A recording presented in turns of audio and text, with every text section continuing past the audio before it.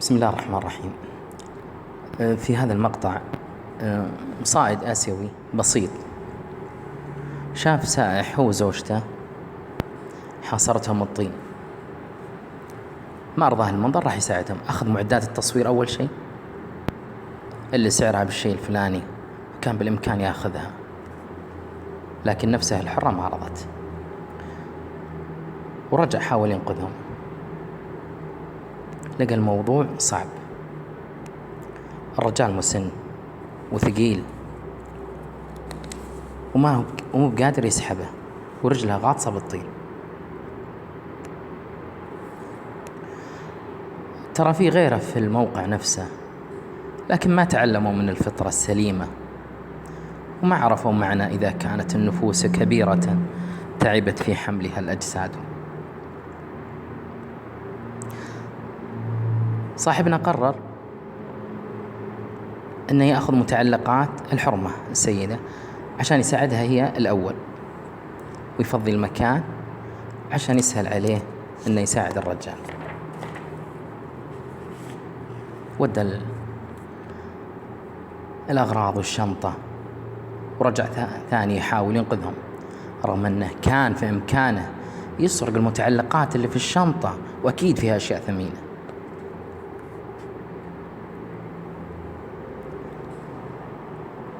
أما اللحظة هذه فوالله أعجز عن التعبير عنها، أو حتى ماذا أسميها.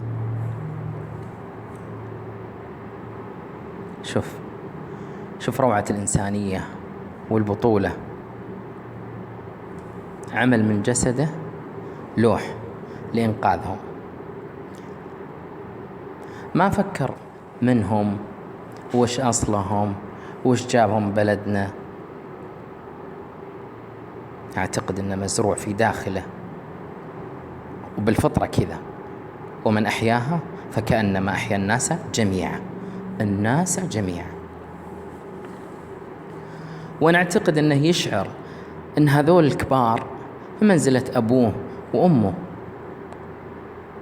لا إله إلا الله، عجيب. الآن جسده في الطين لكن نفسه كبيرة في السماء. الحمد لله ما راح تعبه. طلعوا الزوجين، يا ترى ساومهم ووقف عندهم يناظرهم كم بيعطونه؟ مستحيل. هذا شخص مختلف عن العالم، اللي يجرون وراء المادة والمقابل. كم تعطيني؟ وش لي؟ وش عمولتي؟ انصرف، راح بكل بساطة، أبد، سوى اللي عليه ومشى، وبكل شموخ وبكل كبرياء. يا سبحان الله، وإن كانت أقدامه في الطين